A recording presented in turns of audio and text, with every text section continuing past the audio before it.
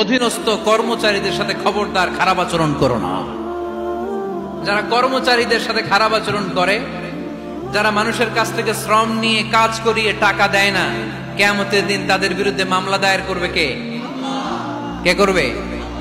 হাদিসে কুদসি সাক্ষী বিষ্ণু ইসলাম বলেন, আল্লাহ তাআলা ফরমান, আনা খাসমুহুম সালাসাতুন আনা খাসমুহুম ইয়াউমাল কিয়ামা। তিন শ্রেণীর ব্যক্তির বিরুদ্ধে আল্লাহ বলেন, আমি নিজেই কিয়ামতের দিন মামলা দায়ের করব। I will be against them in the day of judgment. Three categories of people, I will be against them in the day of judgment. তিন শ্রেণীর লোক কিয়ামতের দিন তারা ছাড় পাবে না। আল্লাহ বলেন, আমি নিজেই তাদের বিরুদ্ধে মামলা দায়ের করব। এর মধ্যে এক শ্রেণীর লোক হচ্ছে রাজুলুন ইস্তাআজারা জিরান ফাস্তাউফা মিনহু ওয়া লাম ইউতি আজরা।